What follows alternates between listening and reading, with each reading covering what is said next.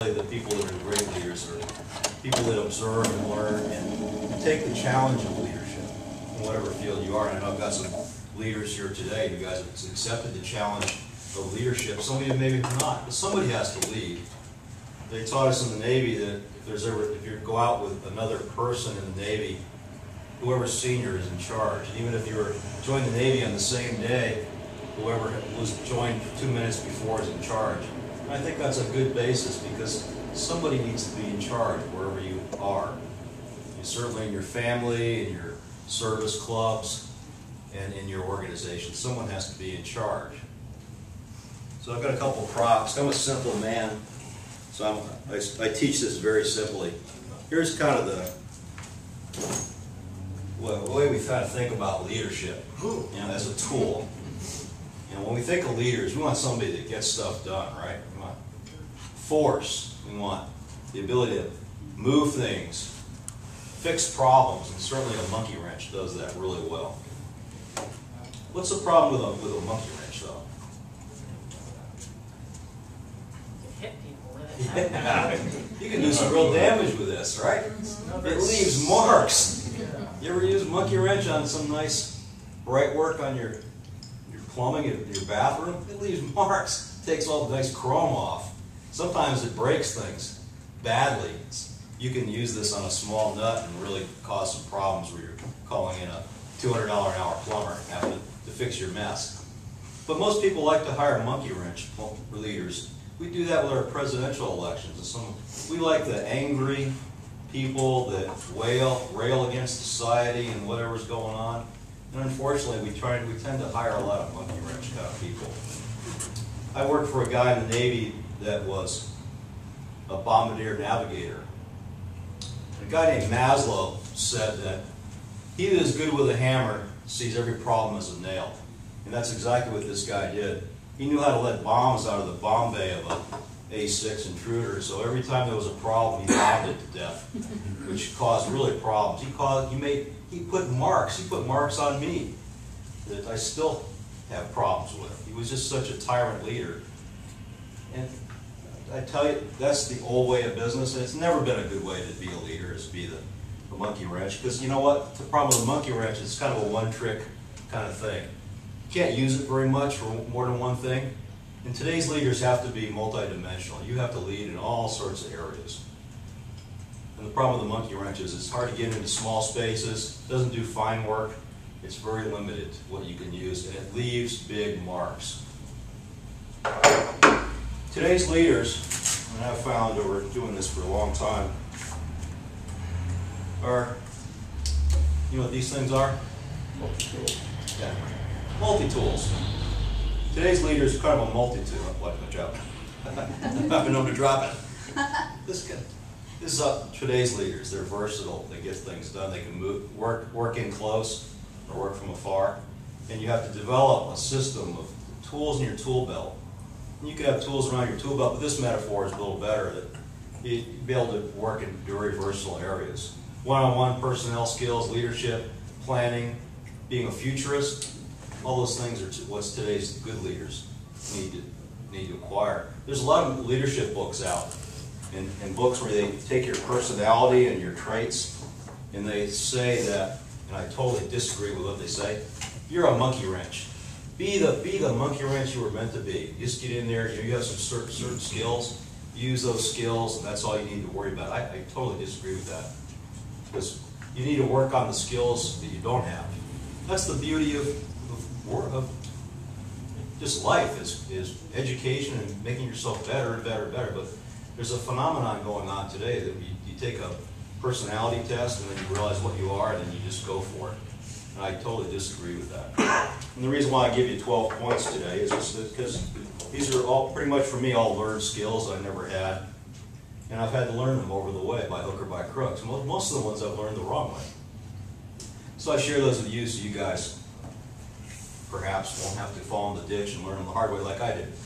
So I'm going to go through these quickly, and the reason why I hand this out is so you'll have a takeaway. So this is not some obtuse, obscure lesson in leadership. If you think of these as a tool belt with 12 tools, or we're going to add a little tool to our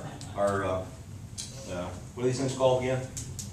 Work Leatherman's, you know, Leatherman's is proprietary. We're gonna add a little tools to your Leatherman to go out the door at 1 o'clock, and he's up 5 to 1, and 2 o'clock, 3 o'clock. And be able to do some skills. Some of the folks hang this on their office, in their cubicle and things, just to look at. Some of them hand it to their boss. I've given this a bunch of times before. So the first is maintain a bias for action. As a leader, you have to take action. That's scary stuff. Whenever things move forward, people get their feathers ruffled. But you're paid as a leader. Leaders get paid pretty good money usually. Last I checked on pay scales, the boss gets paid the most. Make decisions. Have a bias for action. A tendency to act is a good thing. And you know, everybody knows there's 3 kinds of people, right? There's the people that make things happen, the people that watch what happened, and then the real people that wonder what happened. You don't want to be in the latter 2 categories. You want to be a person that takes action, not afraid to make a decision. We see our politicians that get gridlocked because they don't want to make a decision, or blame it on somebody else and scapegoat it away. You're not there. You're there to make an impact. So be a person that takes action. Bias for action. Learn to speak in public well. This is the most controversial of my 12, but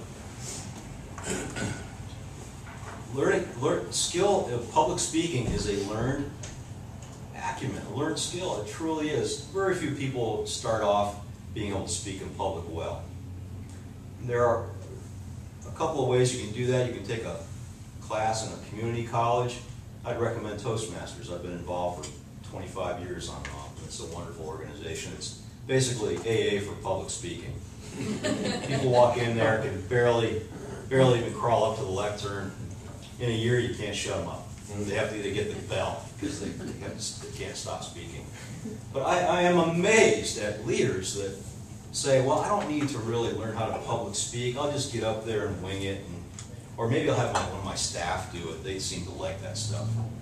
That's like, to me, like a football quarterback saying, well, I'm not going to practice during the week throwing the football to my wide receiver. I'm just going to get up there on Sunday and wing it. I got a big, strong arm. I'll work out with some weights, but I'm not going to really try to pass during the week. It's ridiculous. Public speaking is an incredible skill. Some leaders get $300,000 per speech. Okay? You can make a lot of money being a good public speaker. And I could have sent you guys this on an email this morning, and you wouldn't have done nothing with it. No emails that were going to get you inspired to activity. But me, eye contact, you look at me, I look at you. There's something spiritual about that you'll actually learn this stuff better and get more inspired by listening to me than getting an email. No one's ever run out and done great things by getting an email from their boss. So public speaking, really important. Max, you agree with that? Absolutely. Yeah, I know you're a public Well, speaker. it's credibility, right? Yeah, And if you can stand up in front of people and be relaxed, calm, confident, and just deliver your message, whatever it is, boom, people are like believing you. Yeah. Yeah. And instead of being scared, people are going to believe that. And I'll tell you what, once you learn it as a skill and keep practicing it, then when the boss tells you to go somewhere and give a speech, it's no big deal. Or it's extemporaneous at a meeting where you have to get up and speak, it's no big deal. But if you don't have that skill, then you'll be just, oh, don't call on me, don't make me go. I had a boss, I was in Philadelphia in a big engineering organization for the Navy. My boss wouldn't public speak. He did everything else great. He was definitely afraid of public speaking. And so he would get these assignments to go to Washington, D.C. or go to the Naval Academy or the Army, go to West Point on a Saturday night for a speech. So the rule was, after about Wednesday, you never went near his office because you would end up saying, oh, Bob, would you mind going up to West Point next Saturday night and give the speech for me? Here you go. See my secretary. It was shocking because nobody wanted to see me. They wanted to see the boss. They don't want to see some lieutenant up there. But that's what he would do because he was deathly afraid of it.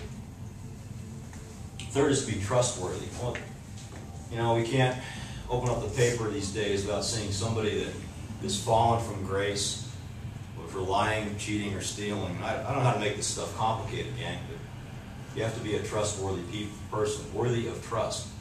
And so you become a person of your word. you'll notice that these principles of leadership is not how to make your people do something. It's self-leadership, because the hardest person in the entire world to lead is yourself. And if you lead yourself well, people will follow. If you don't, you'll be duplicitous and they'll see right through you. Is that a struggle? Absolutely. Just ask everybody from Bill Clinton to the guy from Bill Cosby and all those people, it's self-leadership is the hardest thing in the entire world. So I'm preaching to myself right now, and I'm preaching to you about getting better as far as your own person. It's not some secret voodoo you do with your people. It's easy to lead people. I've led everybody from a 3-person work group to 300-400 people, 500 in some cases in the Navy. It's easy to lead a lot of people. The hardest thing in the world is to lead like a 3-person work group, because you're with them all the time, and all of a sudden you get on their nerves, they get on your nerves. If you guys are small unit leaders, God bless you, that's the hardest thing to do. Leading a small unit is the hardest. And that's why the military trains such small unit leadership incredibly well, of how to be on a 3-person, 4-person fire team, or a squad, or a company. So anyway, but you got to be trustworthy. We'll talk about a little bit more about that later. Professionalism, integrity is what you bring to your job. Make sure the day you leave your job, you still have it. Which means you have to be able to walk away from your job in some cases and say, no, I'm not doing that. It violates my integrity, my professionalism, I'm going out the door. Because people will bring you down, and then you'll be scapegoated. But what's in integrity? It's the word integral, which means that you are the same person today as you will be tomorrow, as you are at night, as you are at Safeway grocery store, in the parking lot, at Safeco Field, that you're the same person. That's really hard to do, because a lot of what we do today is just theater. You have this one act you do at work, and then you have another act you do when you're down at Safeco Field or at the soccer game. I'm amazed. I've been involved with church leadership for a long time, and you go to church on Sunday, and people sit there like they're comatose, just won't even move. And then you get them down to the Safeco Field or down to CenturyLink for a Seahawks game. They paint themselves green, take their shirt off, scream like it's the end of the world, like the last day on earth. It's unbelievable. It's in person. You're not even medicated with alcohol. So if you can be the same person, because people watch. When you're a leader, they watch how you drive into the parking lot. They look for the spinach between your teeth. They look at how much you drink at the Christmas party. They're watching you all the time. It's just human nature. I'm just a dumb old engineer. All I do is observe. I don't know why these things are, but I'll tell you they do. They'll watch you every single moment, what you wear. Hey, I wore that shirt yesterday, same shirt, that kind of thing. They watch it. So you need to walk your talk. Oh yeah. Number 5 is really hard for people, especially mathematical types like accountants and engineers. I call it the 85% rule, or the allowance for failure, or allowance to get stuff out the door. I'm an engineer, and by training, I'm supposed to have everything 100%. I passed tests because I had the best knowledge. You go to take the engineering exam, and 75% of people get passed on, become a professional engineer, the rest get failed. And that's just the way it is. So knowledge is power, but in most cases, it's okay to fail. It really is. When you get out into the real world, it's okay to fail and not get everything to the 100%. Usually 100% level costs too much, and it's too late. A good example would be Andy and I are collaborating on the summer concert series.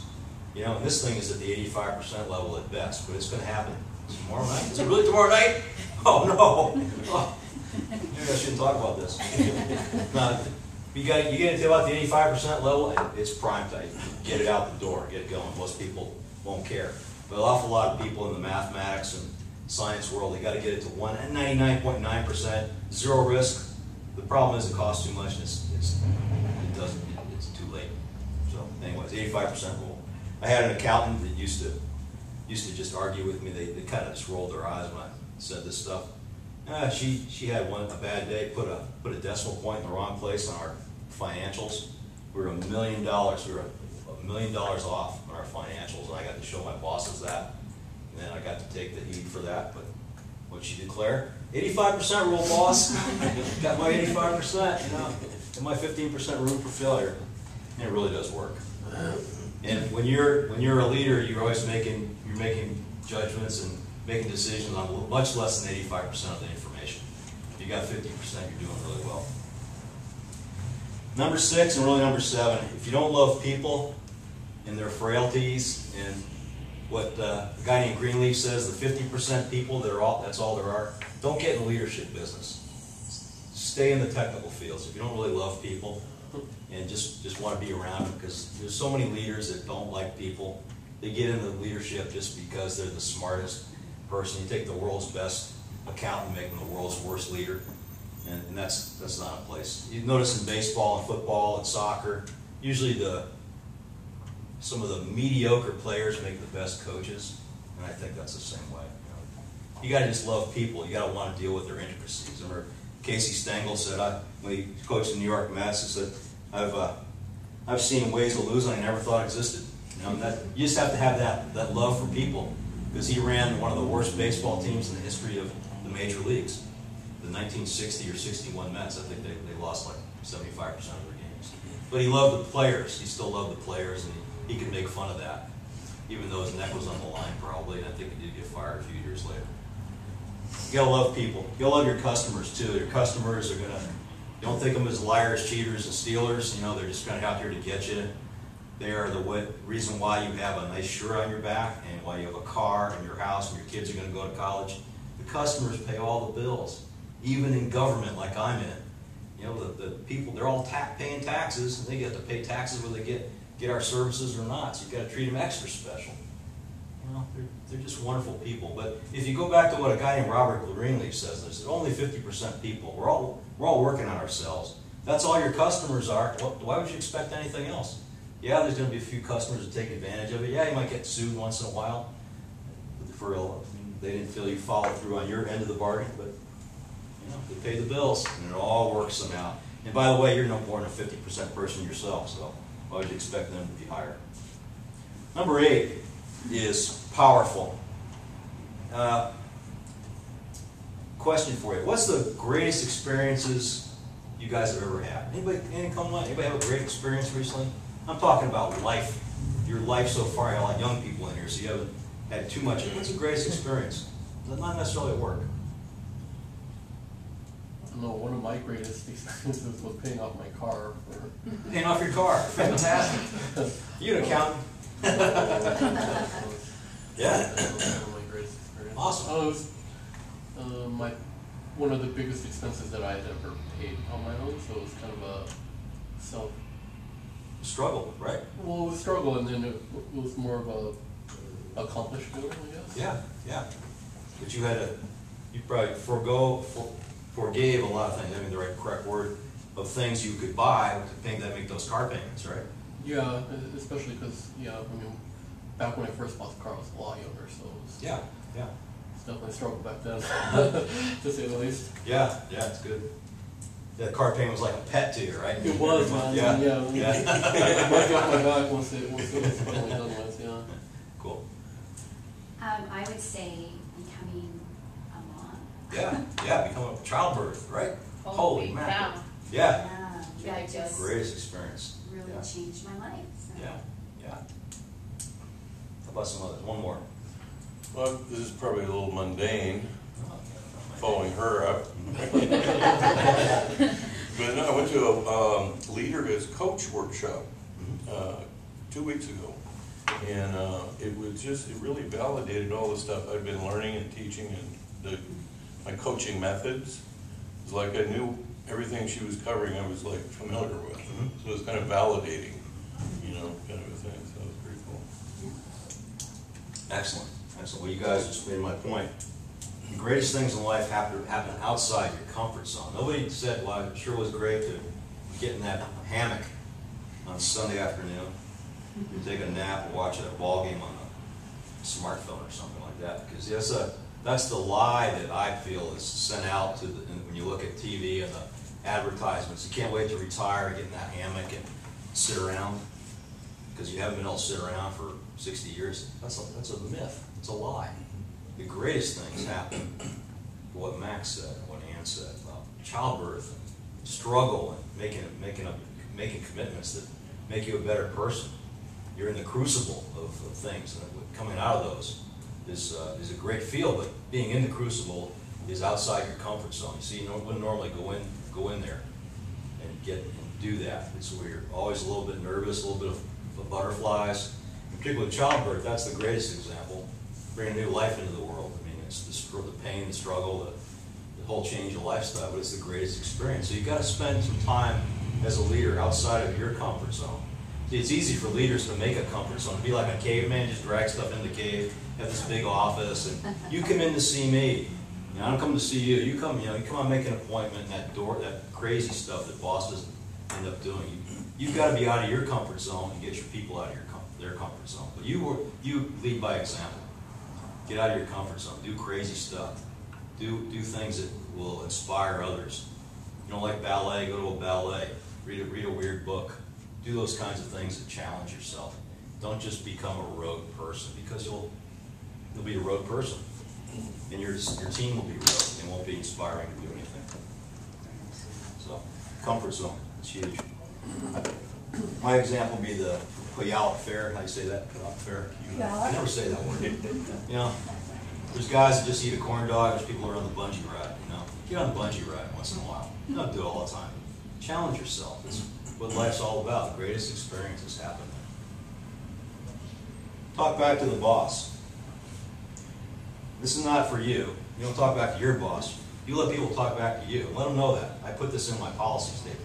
I want people to let me have it, because I don't have all the great ideas. I'm a very simple guy, but boy, I can plagiarize, and I can use other people's ideas and synergize and get other ideas, and people want to know that their ideas are important. So set up a policy to talk back to the boss. Now, that doesn't mean talk back 4 months after the decision's been made. I told you so, boss. You know, it's get your ideas out on the floor, on a round table. Good way to do it. How can we solve this problem, gang? We got a problem at the hotel. What do we do? And then you take all their ideas. Don't discount them. Take them all. Write them on a piece of paper. And then finally, you have to make a decision. As a leader, go ahead. Tell them why you made the decision. They may not like it, but they know people have their opinion has been valued, and that's huge. You like that yourself. I don't know how to make this stuff hard, but so few bosses do that. Somehow you give people the boss. What do they become? All right, I got it. I got the monkey wrench. I'm in charge. I make all the decisions. You're going to fail if you do that. You got to get your people's input. Got to get their creative juices flowing. Number 10 is drive out fear. It's kind of the monkey wrench thing again, but you can't lead by fear. I was in the Navy. You know, we wore what we wore on our sleeves and our collar devices. When there were people that, when you walk down the hallway, people would brace themselves against the bulkheads. I mean, up against the bulkheads because the CO or the commander was going by.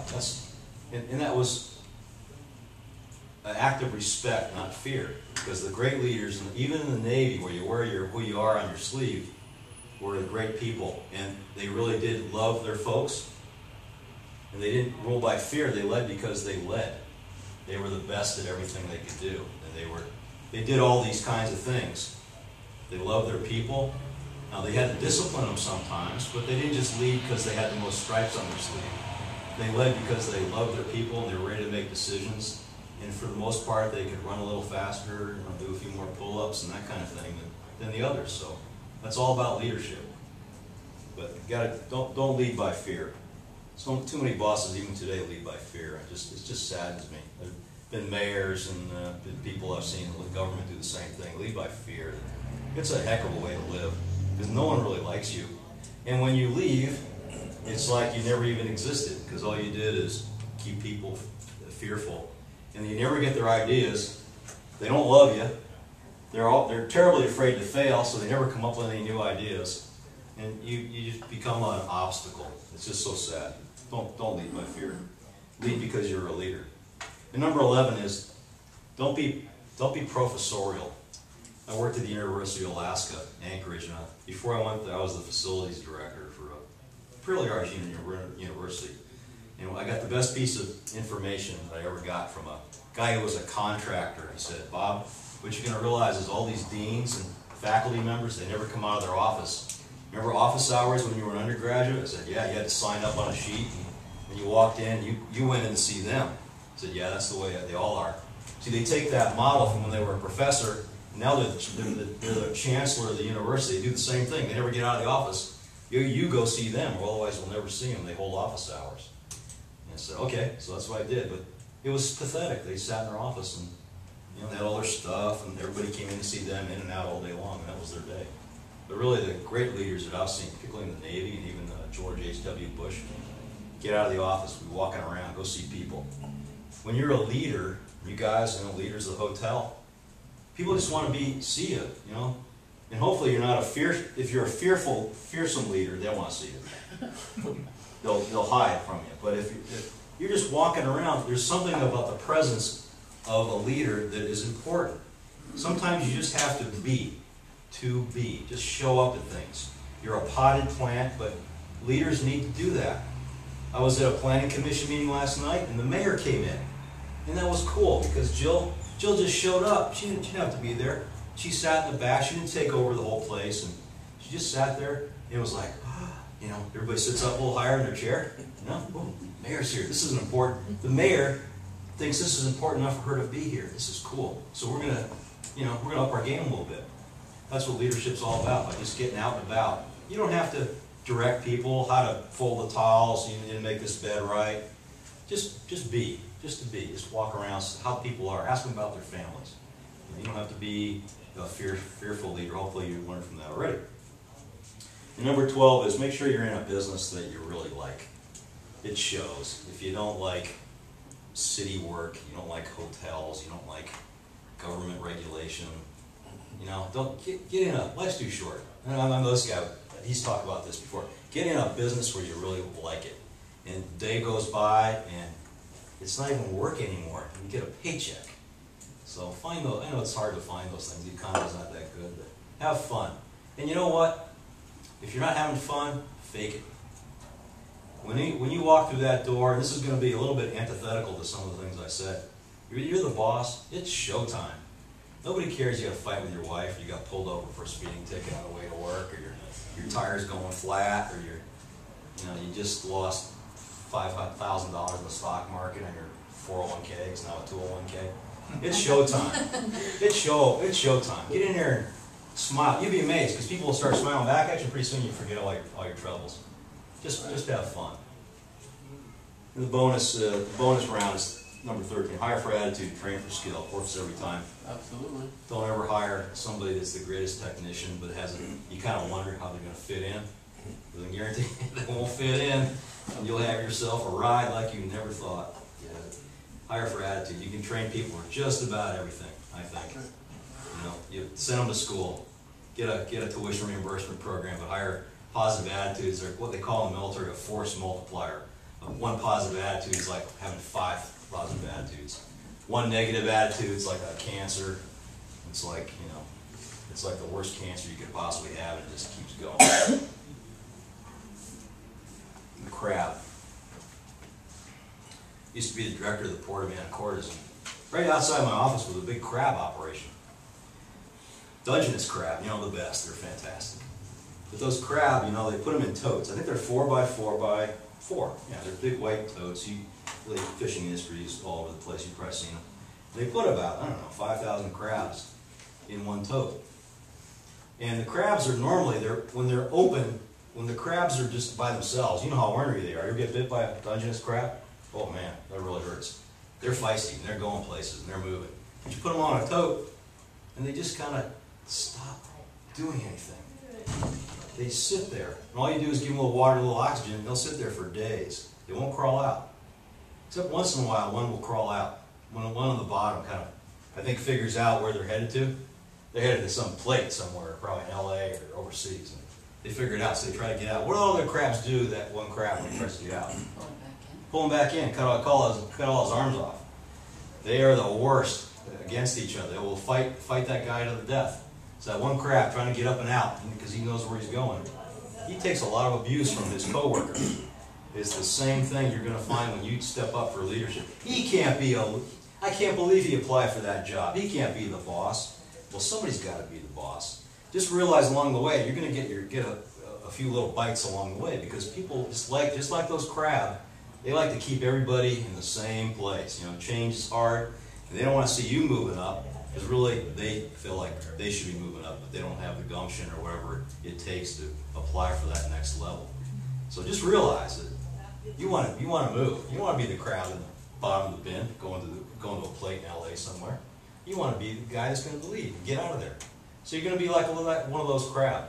You don't want to be cooked. You want to be out of that tote with those other guys. So realize leadership. You lose some friends, but you gain a whole great amount of other friends and the ability to inspire other people.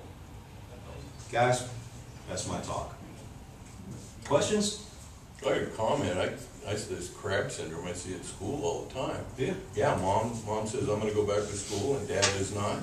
Well, a year later, mom has grown and transformed, right? Yeah. And dad's still in the same part of the tote, right? Kind of thing. Trying to pour it down. Yeah, they see it over and over and over again. Vice versa too. You know, dad will go back to school, or the friends they're hanging with. Yeah. Right? Yeah. They don't want them to move onward and upward. They want to keep them down with them. And it's a huge syndrome.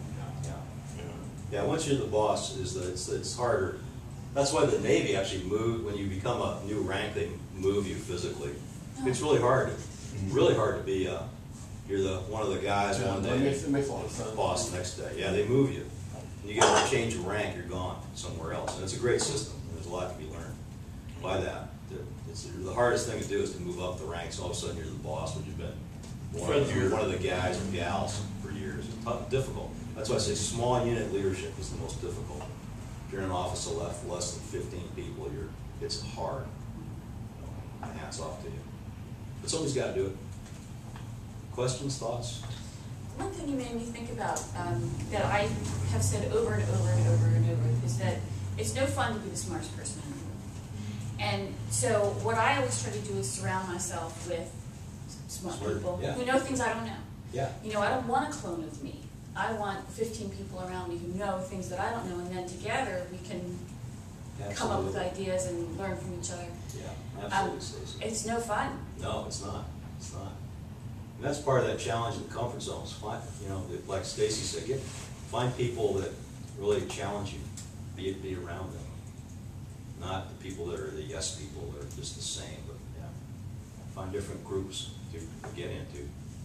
And really, you find yourself changing, getting better. I have a question to put out to the group. So this whole stepping out of the comfort zone, there's skills as executive director of this nonprofit that I don't know, that I don't have, and that I kind of don't want to learn. Yeah. Do you know what I mean? Yeah. Like the whole fundraising part of it and grant writing, I'm just not good at it, Yeah. And so, or the financial aspect of it, I guess I can write a grant, but just maintaining and reporting and all that stuff. Yeah. Yeah. Can you hire somebody to do that, or do you just have to learn it? No. You know what I mean? I'll talk, and then you guys talk. Yeah. Yeah, hire somebody. I know my weaknesses. My weaknesses now are different than what they used to be. You hire somebody. That's a great sense of awareness. Yeah. Yeah. Or delegate, Yeah. to somebody who likes it. Right. Yeah. Yeah. So, Yeah. Because you can't know everything, so Yeah. it's not possible. So play to your strengths and then surround yourself with a room full of smart people who know what you don't know. Yeah, absolutely.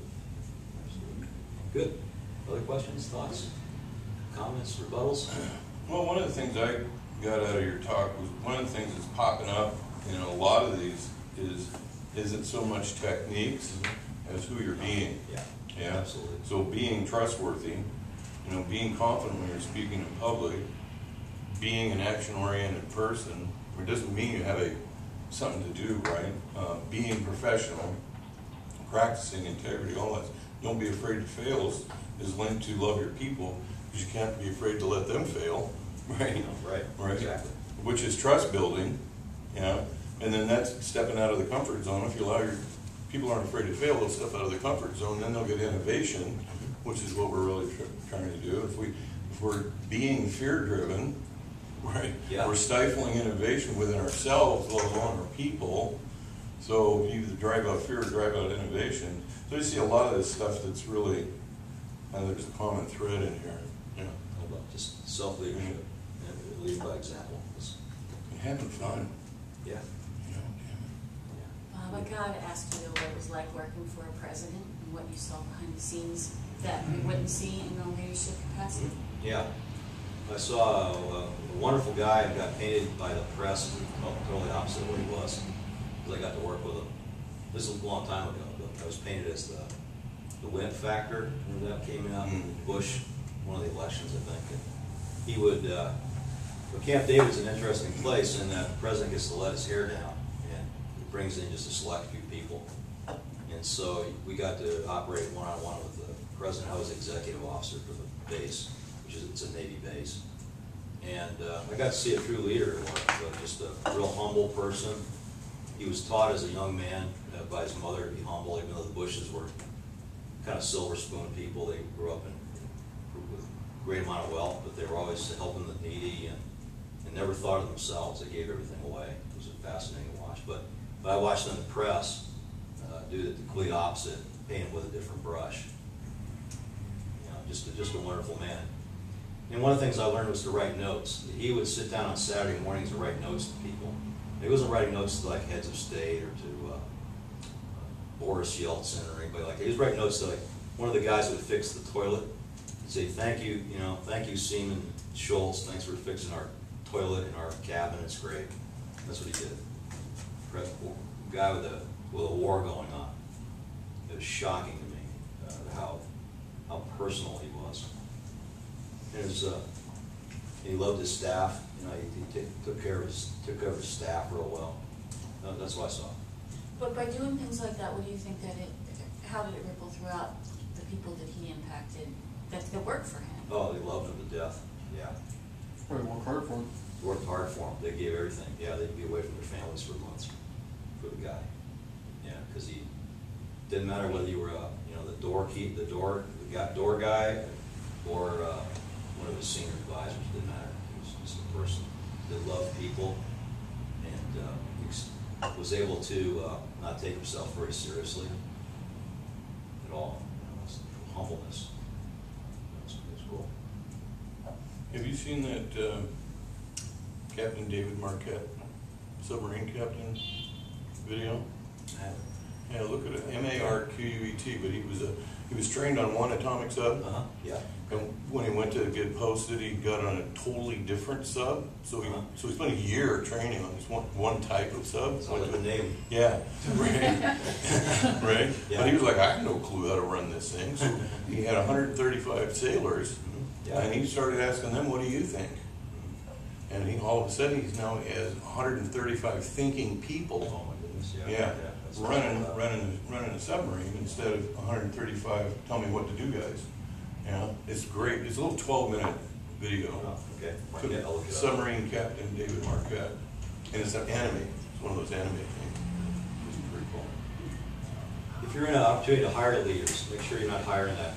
Just like what Max just said, don't hire the most technically proficient person. Hire the person with the attitude and the ability to lead. So leadership is not about being the greatest player on the field. Otherwise, all the great sports stars would be coaches right now. They're not. It comes too easy to them. They don't understand why you can't, hit the 3-pointers all the time, or make a touchdown all the time. The guys that struggle have to understand the entirety of the business that they're in, which is sports. One of my teachers the other day, we were hiring in our program, and one of the applicants had a master's for teaching, and she doesn't. The lead teacher in my program doesn't. She's like, "Oh, great! Now she's gonna take away my job, right? Because she has a master's and I only have a bachelor's." I said, "There's something about calling and passion that a master's can't replicate." And so she's like, "Oh, okay, my job's safe," Yeah. So Yeah. there's something to be said about That's calling and exactly it passion. right there. Exactly. Yeah, no, I'm coming to find out knowing is overrated, Yeah. big time. There's too much to know for one anymore, especially. And it's just, there's a status or an ego that goes with it. I know more than you do, I have a master's degree and you don't, that kind of stuff. It's Yeah, like, for sure. it's just stupid. That's not how human beings work well together, No, it's just into that. Which the other thing I was gonna bring up was the emotional contagion piece. One of the most proven things in brain science is how people affect each other without speaking. My attitude is gonna affect you, and you all know that, but people getting the giggles, that kind of stuff. But as a leader, as a coworker even, what's your state of being again? Are you positive, supportive, encouraging, confident, curious, calm? Or are you anxious, nervous, that kind of stuff? That spreads. That's the 1 to 5, 1 to 9 people, you know. If you want to not get any input, just walk fast and look worried as a boss. No one will approach you.